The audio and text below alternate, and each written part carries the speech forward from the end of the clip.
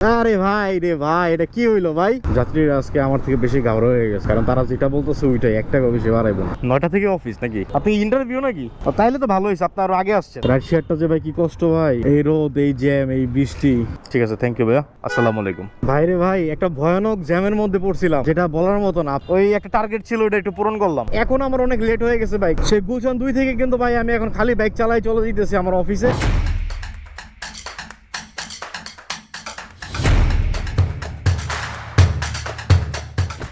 আসসালামু আলাইকুম, কি অবস্থা সবার, কেমন আছেন? আশা করছি সবাই ভালো আছেন, সুস্থ আছেন।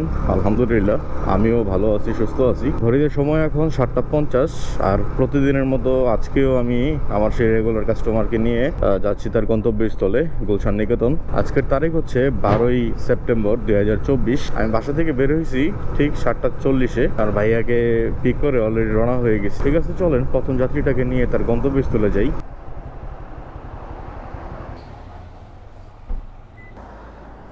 ঠিক আছে, থ্যাংক ইউ ভাইয়া, আসসালামু আলাইকুম। যাক, আলহামদুলিল্লাহ ভাইয়াকে আমি সকাল সকাল নামাই দিলাম। তো ঘড়িতে এখন বাজে 7:54, ঠিক 7:48-এ রওনা দিছি ভাইয়াকে নিয়ে। তো অনলি 6 মিনিটের মধ্যে পৌঁছাই গেছি আমি তার লোকেশনে। এখন অনলাইনে চলে যাই, সরাসরি চলে যাব আমি সাউথ বাড্ডা, কারণ এই টাইমে এইদিকে ভাই ট্রিপ পাওয়া একদমই পসিবল না, ইম্পসিবল বলাই চলে। এখানে দাঁড়ায় থেকে তো আমার কোনো লাভ নাই, তাই চলে যাব এখন সাউথ বাড্ডার দিকে। ওইখানে গেলে একটা ট্রিপ পাওয়ার আশা থাকে। আপনারা কিন্তু আমাকে অনেকেই কমেন্ট করছেন, মেসেজ করছেন যে ভাই রেগুলার ভিডিও আপলোড করেন। এখন রেগুলার ভাই ভিডিও কিন্তু বানাচ্ছি, বাট আমি রেগুলার আপলোড করতে পারতেছি না, কারণ একটা ভিডিও কিন্তু আমার ভাই এডিটিং করতে অনেক সময় লাগে, প্রায় 4 ঘন্টা 5 ঘন্টা লেগে যায় একটা ভিডিও কমপ্লিট করতে। তো সেই জন্য আমি একদিন পর পর ভিডিওটা আপলোড করি, বাট রেগুলার দেওয়ারই চেষ্টা আছে ইনশাল্লাহ। তো এই তো প্রতিদিনের মতো আজকেও চলে আসলাম এখানে। খুব বেশি একটা বাইক নাই, একদম ফাঁকা আছে। তো এই যে আমার লোকেশন এইটা, তো এখানে দাঁড়াই, একটা ট্রিপ নিয়ে তারপর ফিরতেছি। বসছেন? সাউথ বাড্ডা তো বসেছিলাম প্রায় 10 মিনিট। তো এখন একটা আপু আসে, আপু যাবে হচ্ছে 11 নম্বর রোডে বনানী। তো এর আগে একদিন তাকে নিয়ে গেছিলাম, কিন্তু 100 টাকা দিছিল, বাট আজকে তো 80 টাকার বেশি দিবে না বলতেছে। তো চিন্তা করে দেখলাম এখন সকাল বাজে 8:10, তো এখন বসে না থেকে দেখি ওনাকে নামাই দিয়ে আবার এদিকে চলে আসবে। 20 টাকার জন্য যদি বসে থাকি, দেখা গেছে যে আমার আবার 20 মিনিট বসে থাকতে হবে। তো সেটা চিন্তা করে তাকে নিয়ে নিলাম, কারণ বসে থাকা লাভ নেই, যাই আগে নামাই দিই।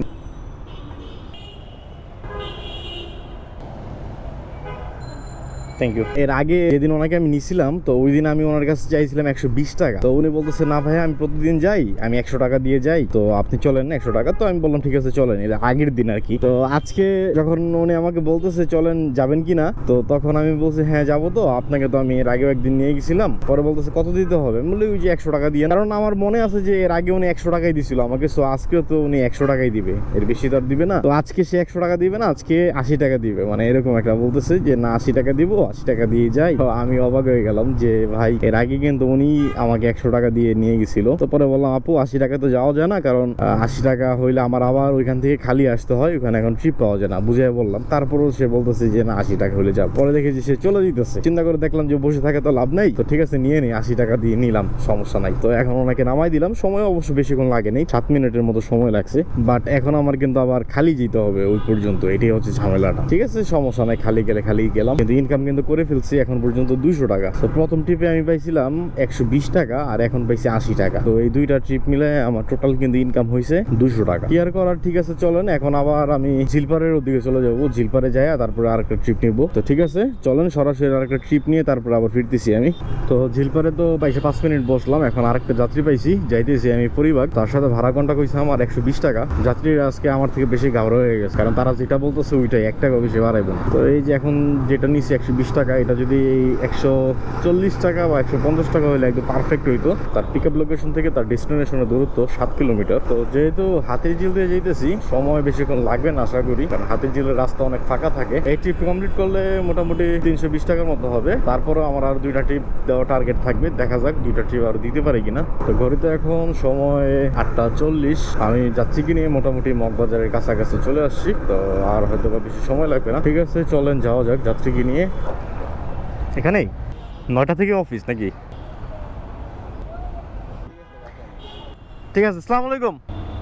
তো ভাই হচ্ছে যে 130 টাকা দিল, মানে 10 টাকা বেশি দিছে। তো যাক আলহামদুলিল্লাহ, এখন পর্যন্ত 3টা ট্রিপ কমপ্লিট করে ইনকাম করলাম 330 টাকা। তো এখন ভাই এদিকে আসলে দাঁড়াবো না, শাহবাগের দিকে চলে যাই। শাহবাগে গেলে এখন আরেকটা ট্রিপ পাওয়ার চান্স আছে, যদিও মগবাজার বাংলা মোটর গেলেও পাবো, তবে শাহবাগ থেকে একটা ট্রিপ নিলে সবচেয়ে বেশি ভালো হবে।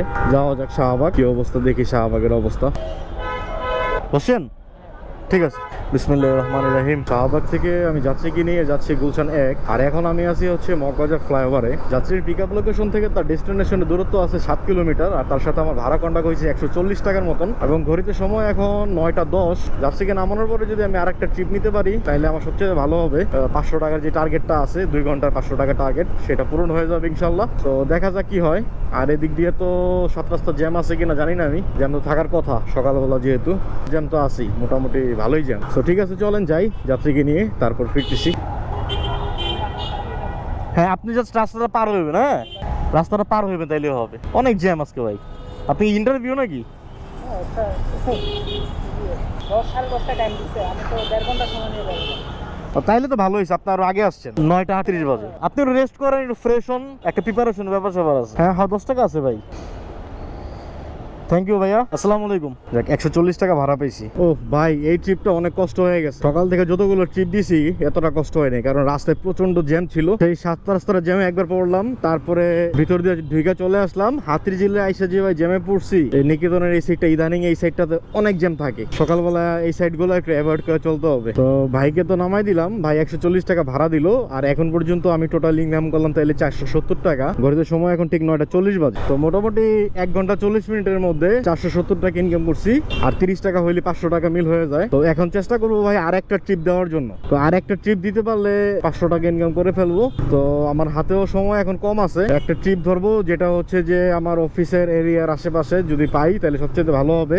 এখন আবার আমি সাউথ বাড্ডা যাচ্ছি, তো ওদিক থেকে অবশ্য বনানীর ট্রিপে বেশি থাকবে। তো দেখা যাক কি হয়, আর একটা ট্রিপ যদি নিতে পারি তাহলে 500 টাকা মিল করতে পারবো, আল্লাহ ভরসা। এই তো আমি আমার লোকেশনে চলে আসছি, এখানে বসবো। সকালবেলা তো এখান থেকে ট্রিপ নিয়ে গেছিলাম। তো ঠিক আছে, আর একটা ট্রিপ নেই, তারপর আবার ফিরতেছি আমি। ভাই দক্ষিণ পাড়ার এখানে দাঁড়াইছিলাম, তো অ্যাপসে একটা কল ঢুকলো, এখন কিছু করার নাই, গুলশান 2 নিয়ে যাবো। কারণ এটা হচ্ছে কত, 107 টাকার ভাড়া, 160 টাকা ভাড়া, দূরত্ব হচ্ছে 3.43 কিলোমিটার। এটা রিসিভ করার আমার মূল উদ্দেশ্য হচ্ছে যে 500 টাকা টার্গেটটা পূরণ করব। তো রাস্তাঘাটে এখন জ্যাম আছে ভালোই, আপনারা দেখতেই পাইতেছেন যে এটা একটা এলাকার ভিতরেও প্রচুর পরিমাণ জ্যাম। রাইড শেয়ারটা যে ভাই কি কষ্ট ভাই, এটা আসলে আপনারা বুঝবেন না ভাই, এটা আসলে ভাই প্রকাশ করতে পারবো না ভিডিওতে। এটার কষ্টটা একমাত্র তারাই বুঝবে যারা রাইড শেয়ার করে। এই রোদ, এই জ্যাম, এই বৃষ্টি, এত কষ্ট ভাই। যাক আলহামদুলিল্লাহ, যাত্রীকে নিয়ে নিলাম, রওনা হয়ে গেছি গুলশানের উদ্দেশ্যে। ঠিক আছে, চলেন একবারে যাত্রীকে নামায় তারপরে ফিরতে। আমার অফিস টাইম হয়ে গেছে, তো এই জন্য একটু তাড়াহুড়া করলাম আর কি। উল্টা দিকে আসলাম, ওই একটা টার্গেট ছিল ওটা একটু পূরণ করলাম। এখন যে খালি যেতে হবে হবে।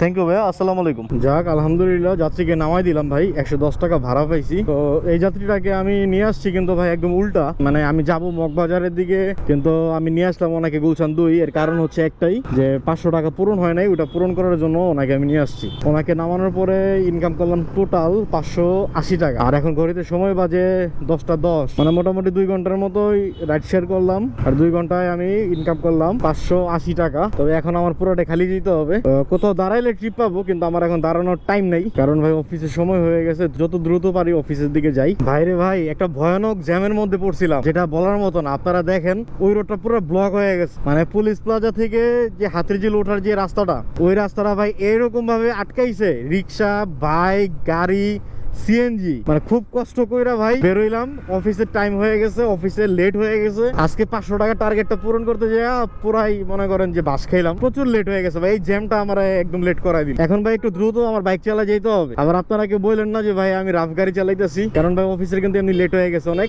আমার কিচ্ছু করার নাই, এখন ভাই যত দ্রুত সম্ভব আমার অফিসে যাইতে হবে। আরে ভাই রে ভাই, এটা কি হইলো ভাই? খুলে গেছে। তো আজকে এই পর্যন্ত আমি টোটাল ইনকাম করলাম 580 টাকা, আর এই 580 টাকা ইনকাম করতে আমার আজকে টোটাল বাইক চালাইতে হয়েছে 26 কিলোমিটার। তো আমি যদি তেল খরচ 80 টাকা বাদ দিই তাও কিন্তু আমার 500 টাকা আজকে প্রফিট থাকে আলহামদুলিল্লাহ। তো আজকে এই 500 টাকা ইনকাম করতে আমার টোটাল সময় দিছি রাইড শেয়ারিং এ 2 ঘন্টা। আমি বের হয়েছিলাম 7:50-এ এবং রাইড শেয়ার শেষ করছে আমি 10:10-এ। এখন আমার অনেক লেট হয়ে গেছে ভাই, কারণ যে একটা জ্যামে পড়ছিলাম। তো এখন আমি দ্রুত অফিসের দিকে যাইতেছি, আর আমি এখন আর কোথাও দাঁড়াই নেই। সেই গুলশান 2 থেকে কিন্তু ভাই আমি এখন খালি বাইক চালাই চলে যেতেছি আমার অফিসে। তো এই ছিল আমার আজকের ভিডিওটি কেমন লাগলো আপনারা অবশ্যই কমেন্ট করে জানাই দিবেন। যারা ফেসবুক থেকে দেখতেছেন পারলে ভিডিওটা একটি শেয়ার করে দিবেন, আর যারা ইউটিউব থেকে দেখতেছেন তারা প্লিজ চ্যানেলটিকে সাবস্ক্রাইব করে দিবেন। তো আজকের মতো আপনাদের মেহেদি ভাই এখান থেকে বিদায় নিচ্ছে। দেখা হবে পরবর্তী নতুন কোনো ভিডিওতে। ততদিন পর্যন্ত সবাই ভালো থাকবেন, সুস্থ থাকবেন। আল্লাহ হাফেজ।